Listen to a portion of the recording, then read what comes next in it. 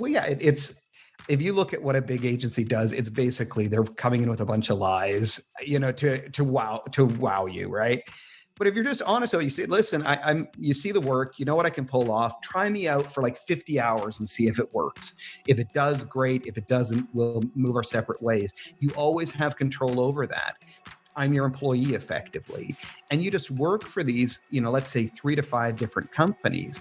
You can make a really big impact on the future of those companies over, let's say, even a year, but over 4 or 5 years, you can become really indispensable.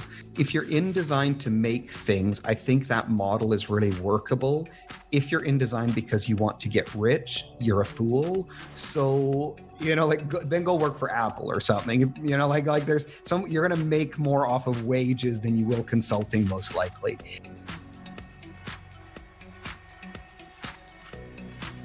What does it take to live your best life on your terms, to change how things are done, to show up differently?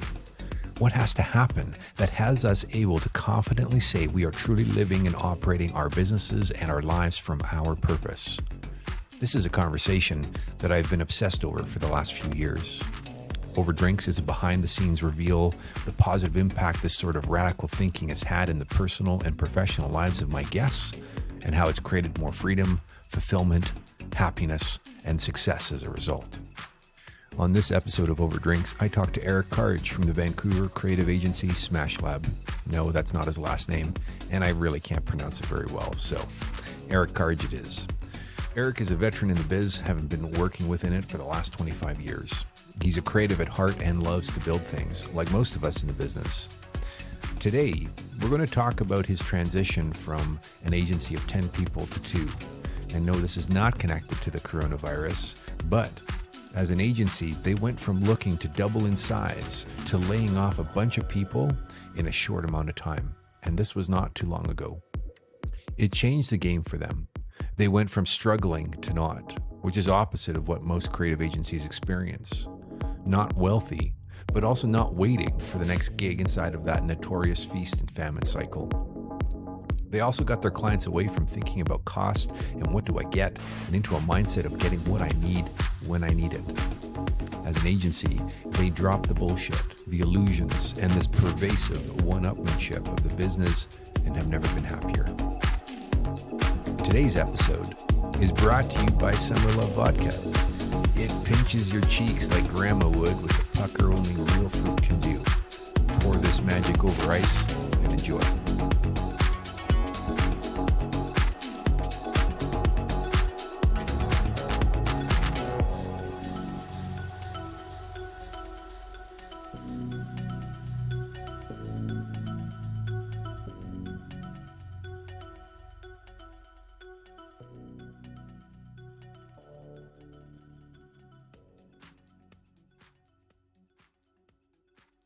All right, ma'am.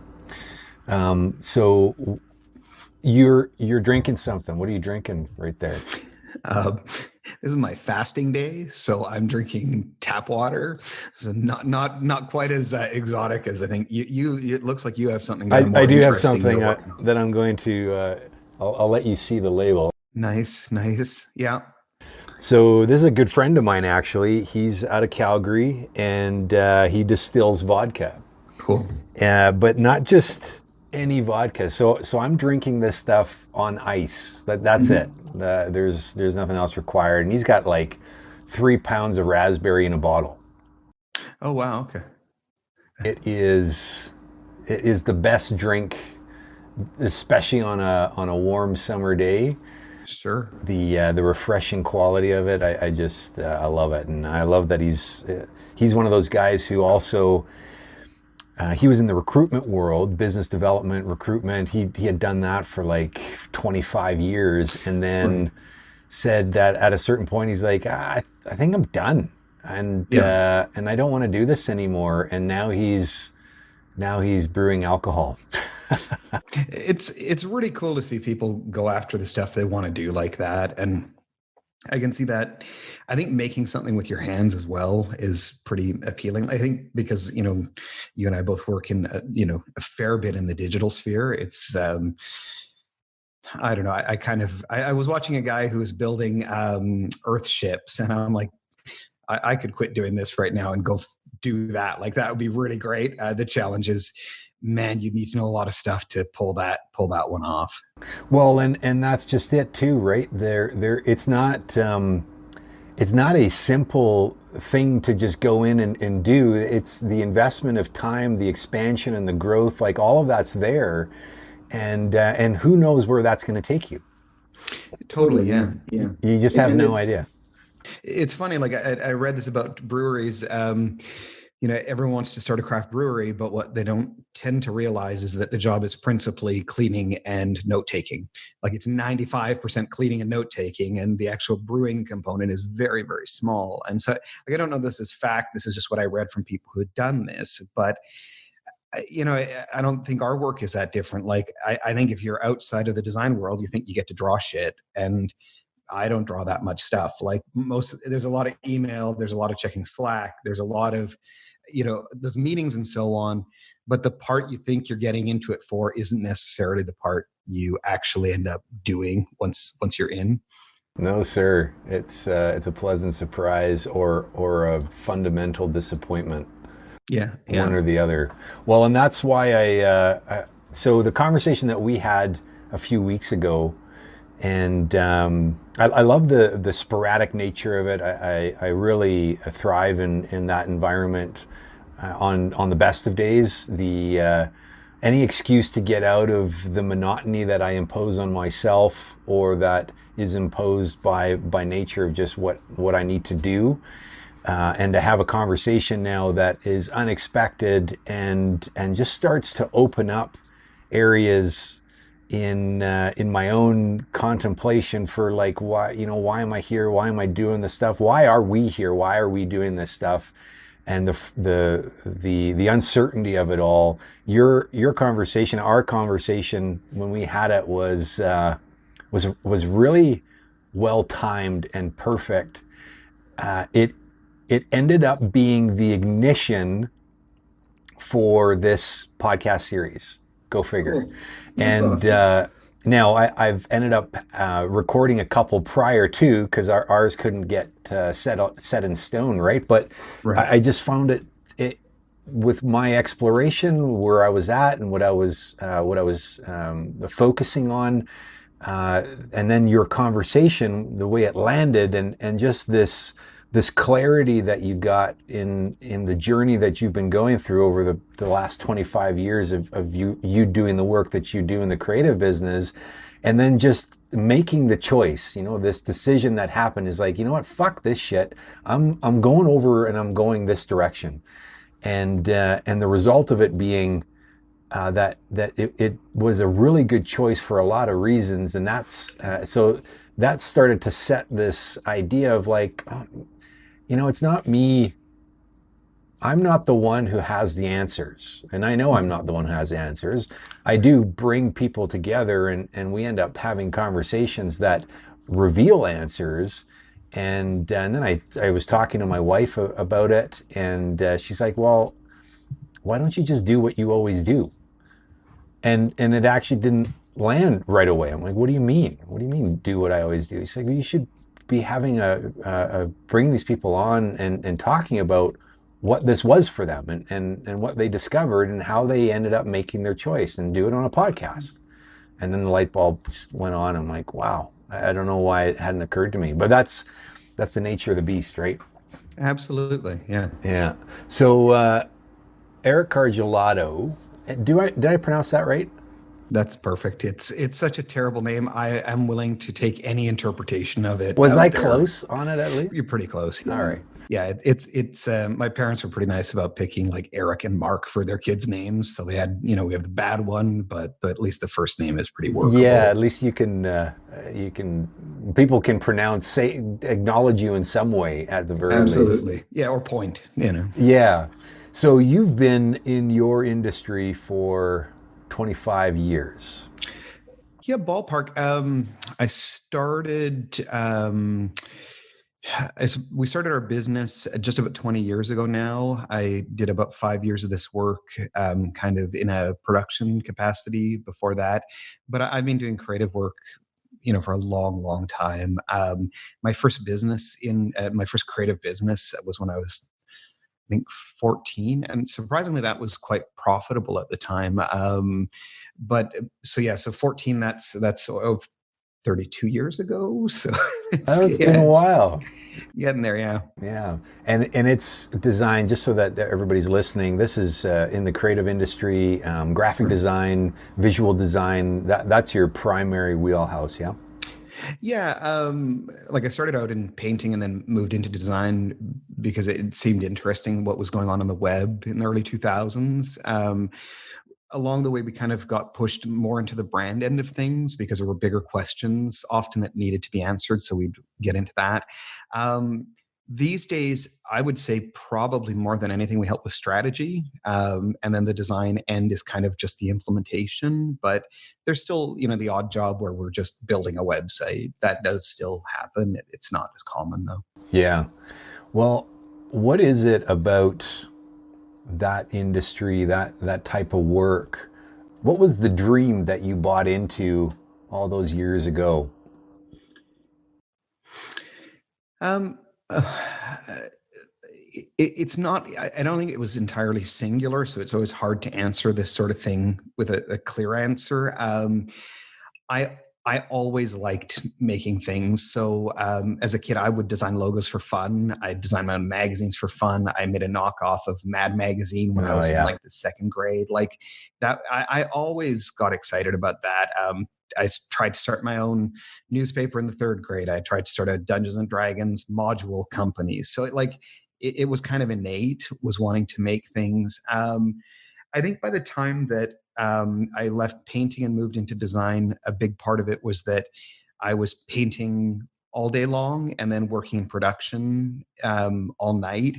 And I thought it would be probably conducive to actually meeting women if I didn't work quite that much. And I thought, like, what could I do to merge these together? And I'd kind of hit a bit of a wall with painting where I was starting to sell work, but it was going to people I wasn't that excited about. So I was selling big paintings to banks and things like that, and that wasn't really a big turn on.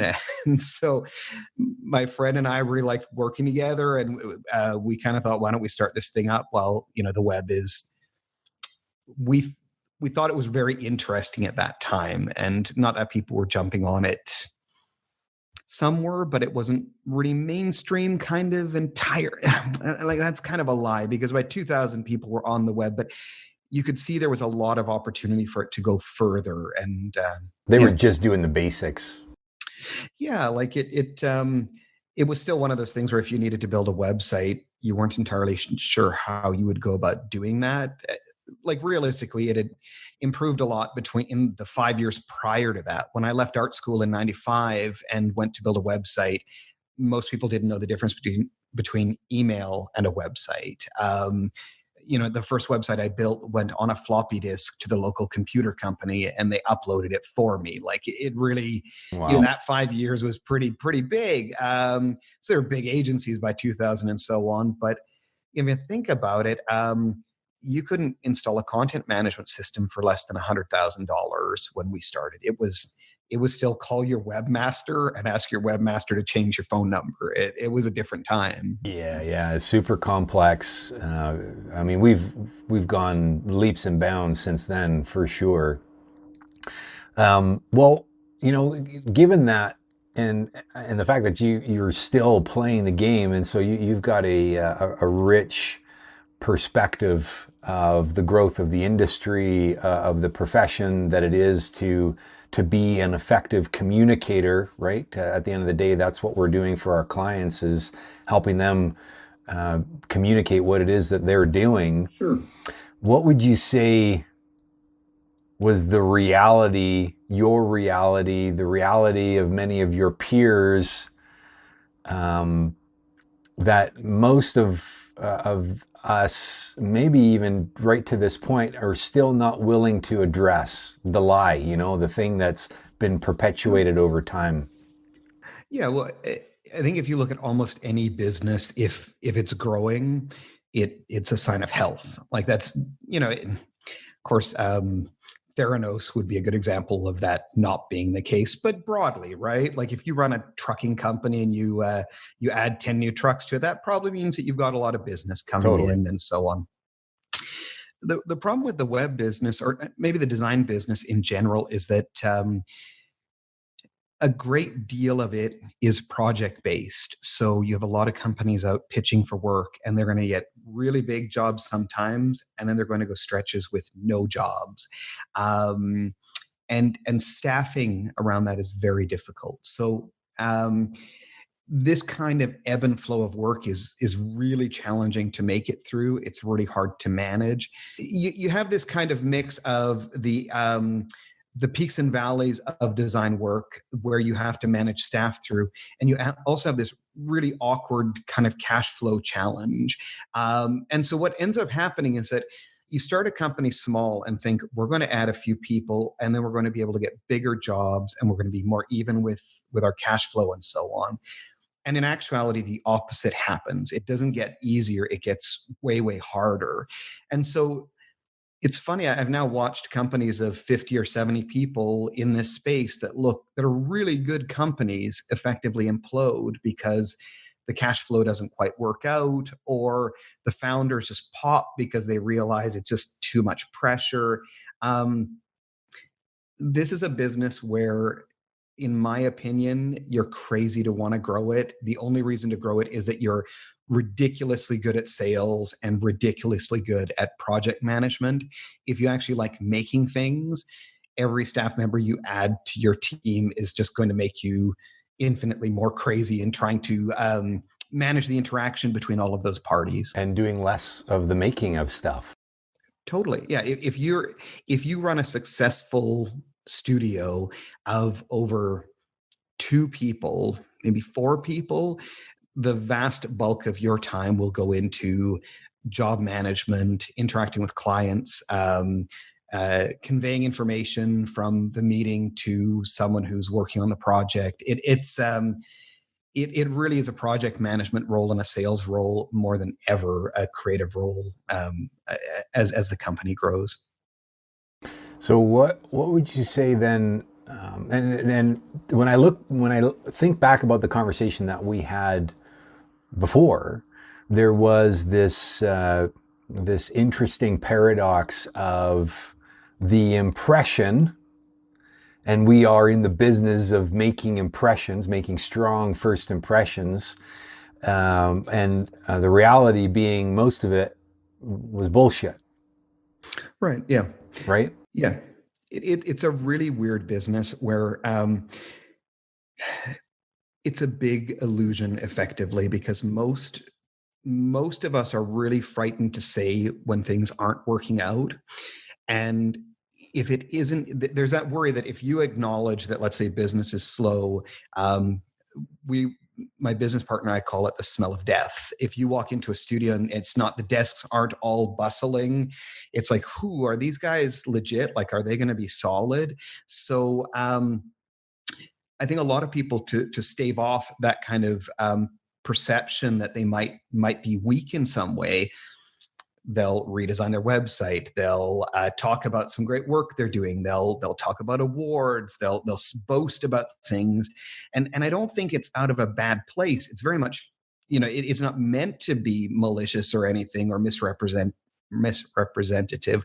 I think a lot of it is like, if we don't put a solid face forward, we're going to actually risk our company. It's effectively what we see on Instagram now with teenagers, or with millennials or what have you.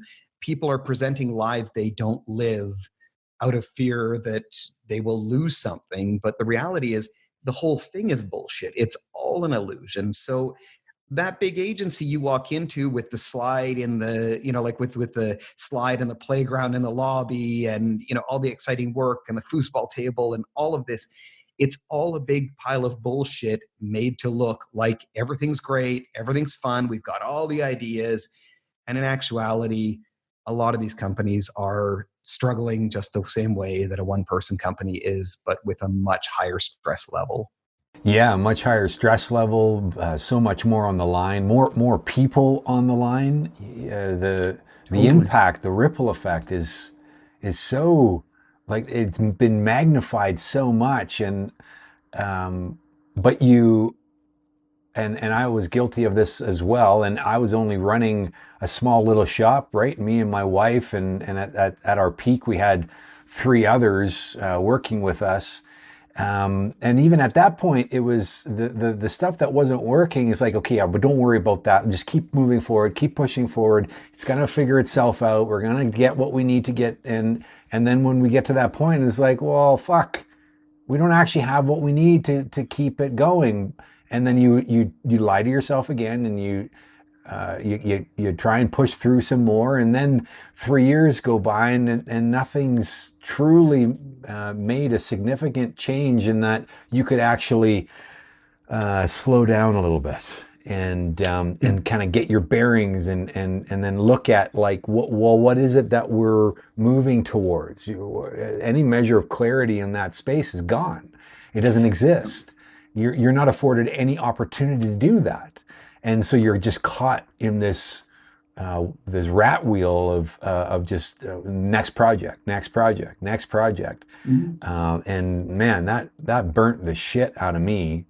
Um, and and I know you had a quite a revelatory experience. What would you say is the thing that just had to change from your perspective? Because you were also, and maybe you could share a little bit, whatever you're willing to share, about your own experience of being caught in that machine, just Sure. constantly going through the motions, and not really making any significant headway on any front. Well, it was tough because, like, I think in some respects we did make headway, which is what makes it so confusing when you're going through this. We had grown the studio up to a certain point. We had about 10 of us in total. We were winning some awards, which I now kind of think are ridiculous. But at the time, it seemed like an indication we were doing well. We had some good press. Like all that stuff was fine. And it wasn't like clients were dissatisfied with the work or anything. We were landing projects. It was just that it was um, I was unhappy most of the time and very stressed out. And um, really, I felt probably 30 years older than I feel now. Like it was having a physical impact where my body slouched. I was in poor health. I was drinking a lot more at night because I'd work a really long day, come home and just need to decompress. And that's a really fast way to decompress. I wasn't exercising. I wasn't eating very well. Um, it, it it just felt I guess it was one of those things where I couldn't see how, even with all these positive things that seemed to be happening, where we were ever going to get it in balance. And I can't tell you how many times we'd sit on a Thursday morning going like, tomorrow's payday. How are we going to make this happen? And sometimes this was with 100,000 in receivables that just hadn't arrived. And like I think that's common in any business. If any, you just don't have money arriving at the right time. But there are only so many of those days. Like we never went we never went without paying anyone, but there were far too many of those mornings that were really, really stressful. So um like ultimately what happened for us is we went into a year that looked like our busiest year on record. We had effectively secured 1.3 million in new work. It wasn't signed, but it was darn close. Uh, Effectively at that kind of handshake kind of deal, like we're there kind of thing. And we were thinking, okay, we have to scale up to 20 people given the work we did last year, plus this new work, plus Capacity, yeah. any other work that could come. And both of those projects, due to internal politics, just were taken off the table entirely. And so now we went in and it was kind of slow. And we managed to keep our staff on for quite a while doing internal projects and so Now, on. and to be absolutely clear, so the 1.3 million that was pretty much in the bag Mhm. wasn't anymore. Gone. Yeah, Gone. exactly. So, and like we always knew, like there's always a chance, like it could have, like you know how this is, like things look good, they can go away. It wasn't like we had our whole future banked on that, but it certainly was a bit of a fork in the road. And so we went a stretch, and we just had to run some layoffs after a while. It was a slow season going in, and that was really hard. I always felt this. I felt a responsibility for the people we had hired, and I think probably too much so. I think in a way it made me a really crummy person to be around, because I'd be the guy going, "Listen, you got to hustle," and I wasn't trying to squeeze blood from a stone. I was kind of going, if This we is your don't get this livelihood. job, yeah, like if this job that I like, let's say I have 3 hours assigned for this job to the client, and it takes you 10 hours to do it, I'm actually losing money. And that means when it gets tight, I'm not going to be able to pull this off. So I became a nag. And I think people really didn't like that. And, if I would have just been more relaxed about it, said, hey, like, you got to take a couple weeks off, it probably would have been better. But anyways, we finally got to a point where we were really pushed into this. We're like, we don't know what the next job is. It's been a slow stretch. And we had to lay some folks off. That went over a few months, and a lot of them moved on to other things in that time. And what we found was really strange. This is now 6 years ago, was that we were kind of not that stressed out anymore. And we kind of came in and had time to work on our own stuff a bit more. And we weren't so quick to snap at things and so on. And, you know, we kind of kept going at that rate with just the two of us in this like oversized office space in Gastown. And all of a sudden, all of our debts were paid out. There was money in the bank. We weren't freaking out. We could say no to jobs that we weren't interested in. We started going like, why don't we just leave it like this? Like, couldn't we just do what we started doing, which is two guys making stuff they like making, and just skip all the other bullshit? And we've effectively done that. And like, I'm not saying it's not roses. Like, yesterday was a hard day for me. I wasn't sure if I was doing the right thing. Like, it's not like this is everything is awesome, but I can tell you that I think it's a fool's errand to go and build a design studio, and I would personally never do that again. If someone wants to do it, good for them, and if they can pull it off, great. I've talked to a lot of people who've come to the same realization that we've come to, which is, if I like making stuff and working with clients, maybe I should do that and not try to pawn that work off on someone else. Right. Well, and I mentioned this in the last call. I remember, and I was super green when we first met, and that's that's coming up to like 15 years now. Mm-hmm. And you're probably some of the first words out of your mouth was, whatever you do, do not start a studio, an agency. Don't go there. It's not worth your time. Run the other direction. Meanwhile, I'm like, what do you know? I'm going to do it differently. I'm going to do it my way. It'll be different. Like all of that rhetoric, not to dismiss it, because that's really where we shift and change, the world's biggest problems is coming from that mindset. But I say that for those that are listening to really, and especially if you're playing in the creative industry, to really pay attention to and get reconnected to why you're doing this work. So Eric's not saying, and I'm not saying don't get into the business, but get into the business for the right reasons and stay true to those reasons.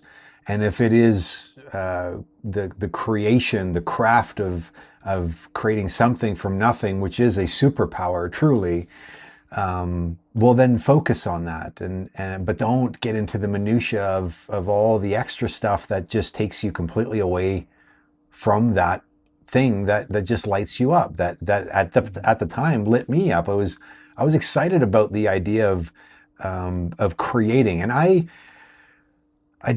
shouldn't say I don't create anymore. I do create. It's much more selective. I have to say I'm a bit more cynical and critical about what I create and why I create it, which is unfortunate in some regard. And just whatever it is what it is, right? It was the journey to get from. I actually. Now when I facilitate and do presentations, I set myself up as a recovering marketer, because there is this this fallacy, this idea that we just need to give it a nice polish. Don't worry about the inner mechanics. Yeah, no, it's not working very well. It's okay. It's not important. Just give that pig a nice, a fresh coat of lipstick, and you're good to go. And I had done that for a while before I started to want to help organizations figure out, what's actually driving this thing that you say you want to create. And then it constantly being X'd, right? Kiboshed. I'm like, well, man, why am I doing this stuff? It's ridiculous. I'm not creating for the right reasons anymore. And it's unfortunate, but part of the game, right? And I think this is the realization that you can only ever get when you're in it, when you've done it and you've experienced it, and you're like, oh shit, yeah, no, that's definitely not what I wanted. I had no idea that that's what this was going to turn into, right? Yeah. It's a funny one where I think if you look even beyond our experience from the designer's end of it or the design studio's end of it, is if you look at what you were just talking about with how this work gets implemented later. So the current model for hiring a studio or agency typically is you're going to put out an RFP, or you'll meet it with a few companies. You'll have a set of deliverables, and those are going to be produced, and then there's going to be some kind of change because of it. But I can name very few situations in which I've seen a website redesign actually change the fortunes of a company. Like it doesn't happen. Like, and so, but that doesn't mean that design doesn't matter. Like that, organizations need to true up how they present themselves. Like that, they need to know. Like, okay, so we kind of knew why we started, but now we have these pieces that don't all look right and they don't all fit, and we need to kind of bring these together. And if that's done appropriately, it can really improve and clarify a presentation. And that's effectively what our customers want. Our clients want to put their stuff out and have people understand what it is and know what they're going to get out of that experience. Like everything has to be harmonized so it's all clear. And so design is fundamentally incredibly important, but it is not a paint job where you apply it once and you walk away. And in a model where you are doing everything, where you define the scope of the job before you know what the problem is and have a fixed cost on it, just doesn't work. So again, we kind of stripped that whole thing away and just started saying to people, listen, don't hire us for a job. Hire me as your outsourced creative director. I'm going to come in and you'll buy a block of time, so we don't have to. I'll just work off the time that's kind of coming. That'll make you mindful about what you're asking for. It'll make me mindful about how much everything is costing you and whether that's a good value. Like, do we really want to spend 8 hours on email signatures? Is that really going to move the needle for you? And so now I'm your employee effectively, but you don't have to pay for my desk. You don't have to pay for my health insurance or any of that. And I'm available to you on tap. When you need me, I'm there. When you don't, I'm gone. And what we found when we did that is now I didn't need to pursue work the same way because I'm not cycling through clients every few months. I have a long-term relationship. But for them as well, they can see when we're making decisions, how those are improving things over time, and then they can start to appreciate the value that they're getting from it, or recognize where they're not getting value and remove that part of the engagement. So, like, again, I'm not proposing people shouldn't go into design or that design isn't valuable. I'm saying, like, maybe we can rethink this where we go, listen, I like doing this work and I want to do more of it without having to pitch for it that much, because the pitching part is just Sucks. really, yeah, it's, And I that's don't know part many of the people. bullshit that doesn't work. Well, yeah, it's, if you look at what a big agency does, it's basically they're coming in with a bunch of lies, to wow you, right? But if you're just honest, so you say, listen, you see the work, you know what I can pull off. Try me out for like 50 hours and see if it works. If it does, great. If it doesn't, we'll move our separate ways. You always have control over that. I'm your employee effectively. And you just work for these, let's say 3 to 5 different companies. You can make a really big impact on the future of those companies over, let's say, even a year, but over 4 or 5 years. you can become really indispensable. If you're in design to make things, I think that model is really workable. If you're in design because you want to get rich, you're a fool. So, like then go work for Apple or something. Like there's some, you're going to make more off of wages than you will consulting, most likely. Words are really cheap. I can write a strategic plan, or I can collect a plan in the form of words very easily and inexpensively in the grand scheme of things. Conversely, building out, let's say, a fully functional app is a non-trivial amount of work. And so, before jumping into what into just building something, I think the big question is, what are we actually trying to do here? And quite often it's not the thing that you think you're starting out with. Like, I had this funny thing the other day where I like to ski, but I wear glasses, and it was snowing badly. And so I've tried every way to solve this problem of, I want to have good vision while skiing and not have fog Seems glasses pretty and goggles. pretty important. Yeah, seeing helps, right? So I went out, and I've researched getting contact lenses. I bought goggles that are really fancy with like a fan built in them, so they'll like move air. I've done all these things, and then one day I went like, well, you can't see out of your goggles anyways. So what if you just took off your glasses? Because this is the problem: is the glasses are fogging within the goggles, right? Right. And this took me like 3 years to figure out. I could just take off my glasses. That's all I had to do in order to see clear. And now everything's fuzzy, but it's evenly fuzzy, where before I was looking through this layer of fog. And I was looking for technology to solve something that common sense could have. So yeah, like I ski, and I can kind of see broad shapes. It's pretty good. But before, I couldn't see anything at all with these 2 layers of glass that I was How long fighting. did you tolerate that? Oh, years. Yeah, I've tried different sprays. Like I've done all kinds of things to try to get around this. And again, like, I think this is where designers can afford value. Is they've got to stop thinking that they build assets. They've got to stop worrying about logos, or about selling you an app and this is the price and all of that. Like, all of that shit has to go away. And what they have to do is come in and go like, what is the most elegant way to fix this problem? And designers love big problems, right? They love things they can put in their case study. But realistically, some of the problems you solve might be as simple as like, we're going to help you name your products consistently, or we're going to I have one group that I work with where we've just implemented a spreadsheet that looks at financials on a daily basis, just to make a habit of tracking metrics. I don't think that the solution needs to be a visual one. It just needs to be a matter of helping people figure out how to remove obstacles that they're maybe a little too close to see clearly, like That that outside. objectivity, you get to leverage that objectivity because you're coming at it from a fresh perspective. Totally. Yeah. And actually, I wanted to point to something.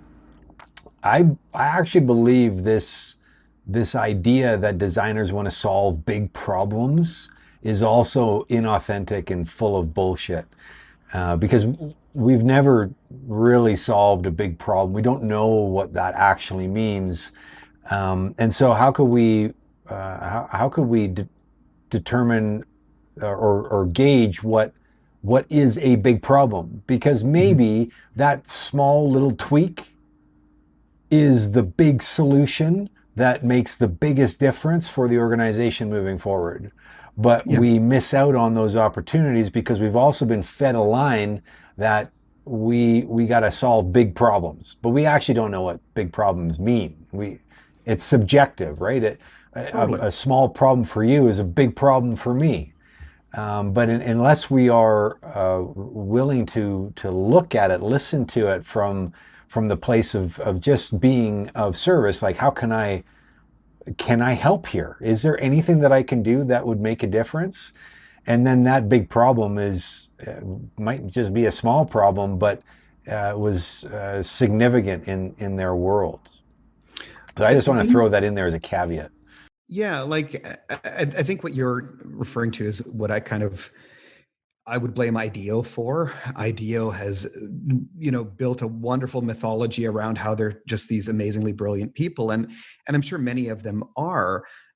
But let's remember that the primary job of any studio or agency is principally to ensure that there is work coming in the door and that they can pay their staff. And part of that is to build a legacy and a mythology around the organization. And it's a great marketing device, but I think it's a little bit phony and it's a little grandiose. And I think, like there are very few other industries that take themselves as ridiculously seriously as designers do. Like we take, like, anything that fucks up is the client's problem, and anything that succeeds on the client's behalf, we claim full credit for. That was our brilliance. Yeah, totally. Yeah, exactly. But the implementation is what they fucked up, and that now that's their problem. That's not on us. But again, like, it's just to kind of put what we're doing into perspective. Like, we're helping people edit their presentation. We're helping with pretty nuts and bolts kinds of things, and these are non-trivial, in spite of the fact that they're not world changing. Like, they are important, but we don't have to be such we don't have to be so big headed about it, and treat ourselves like heroes. We're just workers, and we're just helping people fix some stuff, and that's enough. We don't we are not curing cancer. We know that. But yeah, if we come up with some simple solution that helps an organization do its work a little better or with a little less friction, there's value in that. Hands down. And you point to something really, really great. So there's a humility there. Not to discredit the work that's required, because the work of being of a designer and to design something really takes something. To create something from nothing is no easy feat, let alone to iterate on something that already exists, to elevate and improve on. I mean, it really does take an insane amount of focus and observation, and there's these talents, these muscles that we build that are innate and that are just natural, that we discount as designers and creatives. And so I don't want to I don't want to dismiss that, but I also want to make sure we knock down a few pedestals what the perception of the masterful practice that is design, just how full of crap you are, because at the end of the day, you're actually coming at it from the wrong place. Now, I want to ask, and I want to dig in just a little bit around. So there was a realization of where you were at and what you were doing and how you were doing it and what wasn't working, and then you had your aha moment. It's like, oh man, we could just keep doing it this way, and it would probably work really well. What would you say the results have been as a fact of now just deciding we're going to go this way, and fuck what the expectations of agency is. We're just going to do this because it works. What would you say has been the result of that? For our clients, it's been that we're more dependable partners because we're not worried about making a beautiful portfolio. So we don't even have a portfolio on our website, and we never will. That means we're not splitting our focus. Like, I'm not trying to impress an awards jury nor my peers. It's just whatever works for you is what I want to build. Personally, with my family, it means that I've been able to walk my kids to school for the past, what is that now, like 6 years, 5-6 years every day. I've been present for holidays and birthdays. I'm here to help with homework. And that's huge. Like, I would, for that alone, I would never go to the other way that we did it. In terms of balance and health, I'm healthier. I'm in better physical condition than I've been probably since I was, a teenager. So, like, in terms of being able to find time to get out for a run every morning and to go downstairs and make a decent lunch and not be stressed out. I make better decisions for myself and for the people I'm helping. And it also gives us a lot of time to build our own products. really just not having an office space means that, like, that's $50,000 that I don't have to earn. $50,000 is to us a fair bit of money. I'm pretty glad to have that to put into our own stuff. To anybody, I mean, holy shit, $50,000.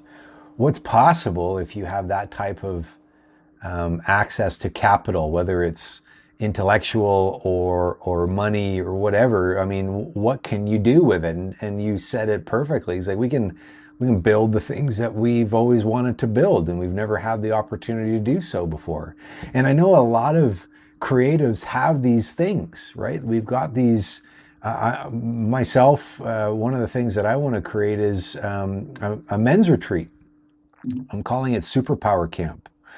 And there is no possible way that I could ever commit to doing something like that. It would only ever be a really great idea if the space for me to actually achieve it is never available. Or I'm constantly obligated to fill it with something else because I got all these other things that I got to take care of that I have to honor, right? So now you get to, and I know you've in particular you have a propensity for creating things, just constantly creating things, these ideas, and now you've got leeway, you've got runway to be able to execute on that kind of stuff. What's that done for you as a result? To be able to execute on some of these things. Not that you haven't before, but now you're able to do it with more velocity, more focus, right? It's still a struggle. Again, like, I think you could easily frame this as like all was bad before and all is good now. Like, it's not that. We have lots of things we're fighting with. I think that one of the things that has improved as we've been able to build things is that we're better at building things for other people because we know how we would look upon it if we were building it for ourselves. So, for example, I know that if you're building an app, you probably aren't thinking enough about how the email kind of re-engagement part of that is going to work. Like, how are notifications going to work from your system? How are you going to get people back into it? How are you going to get past spam filters? Like, all of these sorts of things, because I've worried about those things. So there's that. I think I'm just a better designer because I have my own skin in the game. But the other part is that and I really don't recommend the approach of a services slash product company mix. It's really hard to do both.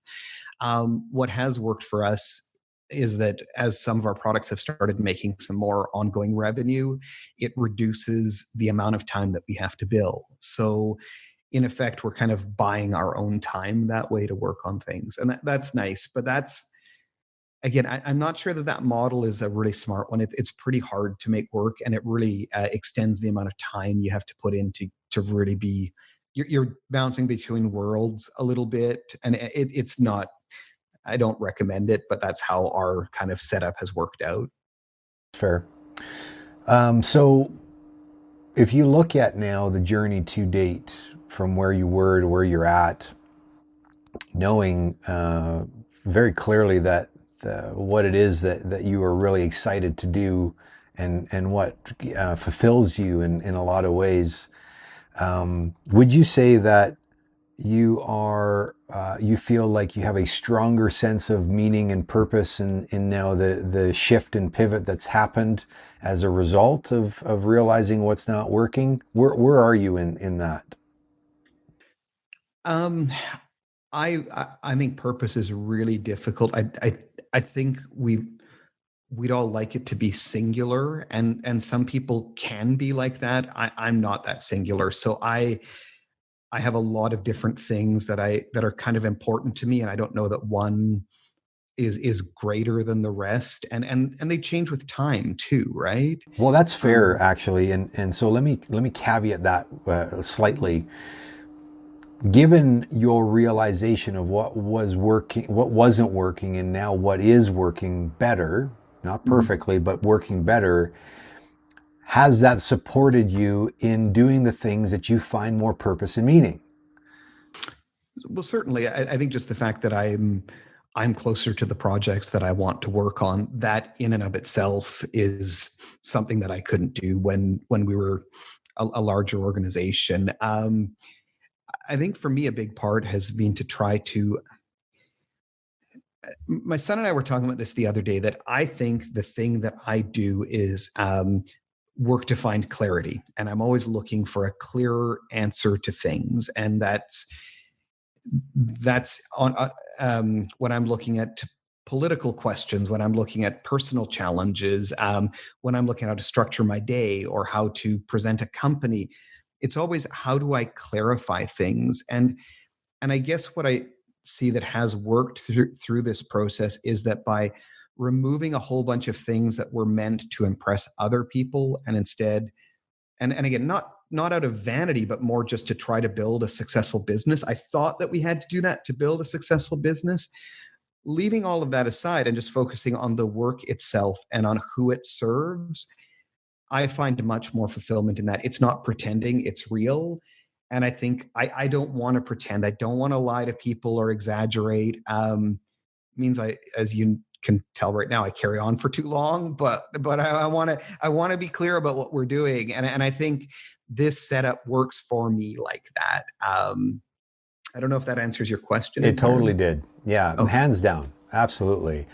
I love how you use clarity because it's inside of the journey, and this is it. This is the reality. You have to go through the stuff that you thought you wanted, and then realized you didn't in order to be clear about what it is that you do want, or at least have a better speculation around it, right? And then you go that way, and you're like, yes or no.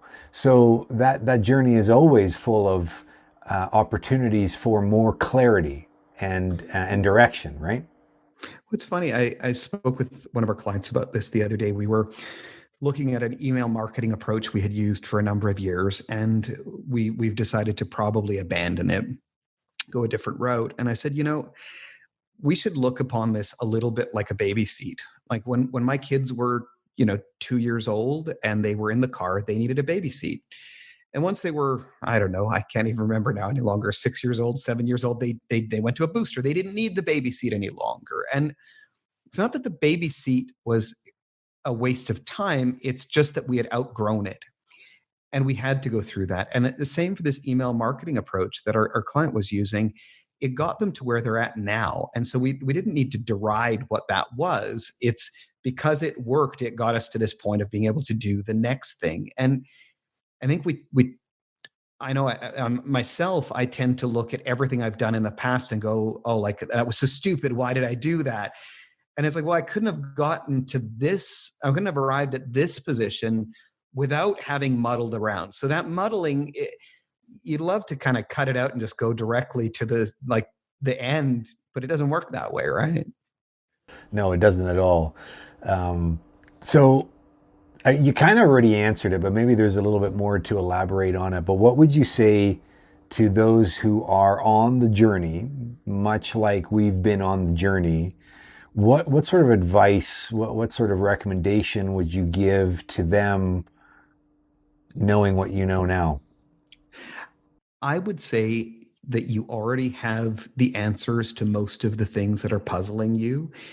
And if you stop looking externally for those answers and just be honest and as simple as you can be with the answers, those are probably the right ones. So you know there's often that thing of like, well, how do we get more business? How do we grow the company? This sort of thing. And maybe instead of looking externally for like some tactic like an SEO campaign or ads or conferences or any of that, maybe you need to take your client out for lunch and ask what they're struggling with, and like what headaches are you having, and then look at fixing those headaches for them. There is our best intentions and our wild goose chases, right, that we Mhm. experience, and that leaves us now with a sense of a lack of clarity, a lack of Mhm. direction, a confusion, and just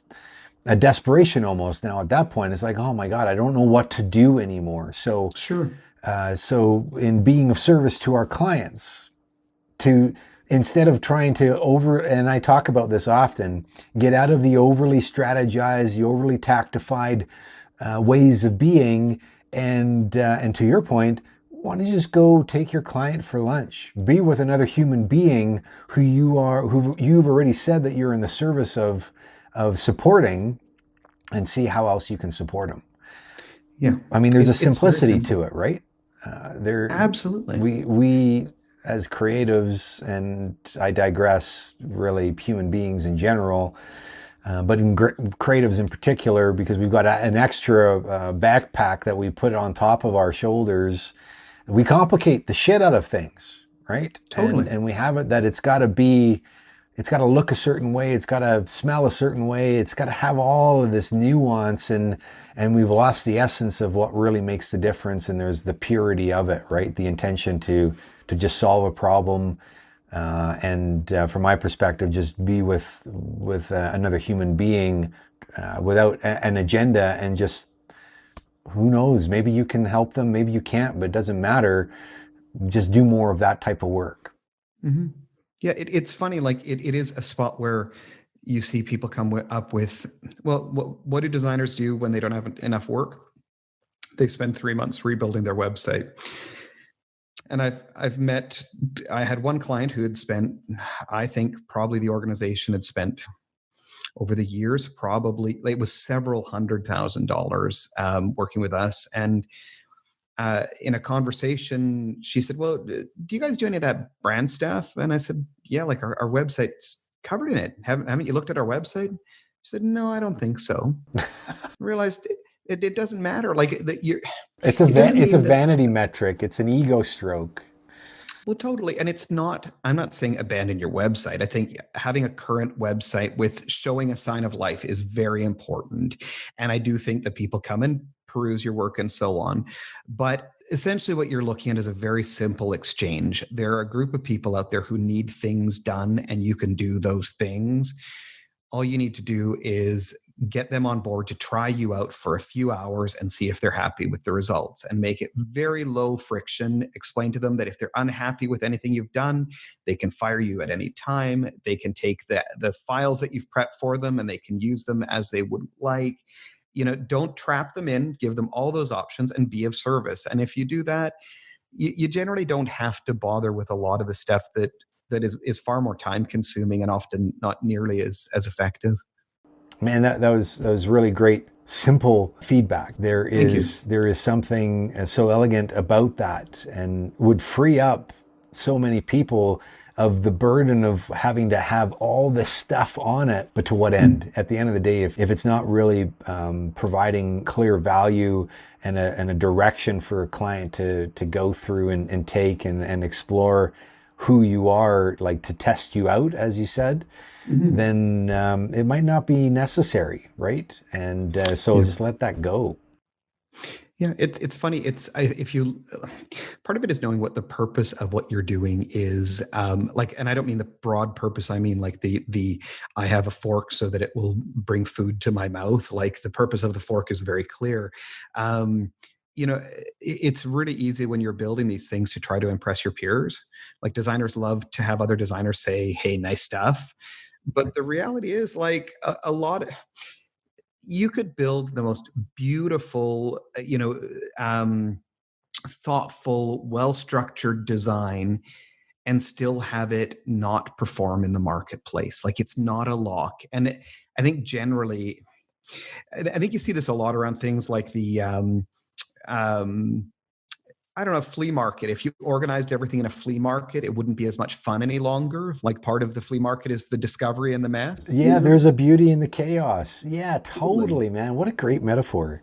Yeah, so it's strange. Like we think that if we make things a certain way, then everyone's going to be happy, and if our peers are happy, it's all going to be great. But the reality is, there are a lot of people who are doing pretty bland, pretty kind of from a critical standpoint, pretty shitty design, who are making a totally fine living and are happy enough. And so, really, this obsession with I'm going to impress my friends and make the best design on earth, it really doesn't matter that much. You want to make sure that your client is getting what they feel they're getting good value out of. Yeah, totally. Well said. Well said. Well, that was it, my friend, Cool. for the podcast. So thank you so much for doing it again a second time, No worries. and got a deeper dive out of it, which I suspected was going to be the case. So I really thank you for making the time for that. You're listening to the Overdrink series on the Just Life, and you'll start to see more of them as we work through the process of what it means to be a media company for community. What I mean by that is there'll be more series of podcasts that are coming out with its own very unique, special flavor. I would really appreciate it if you took some time to rate today's episode and share with me what you got out of it for yourself. I'm clear, the more we come together more intentionally to support one another, the sooner we'll all find ourselves not just living, but contributing to the creation of the vibrant, thriving, connected communities that fuel dreams. See you next time.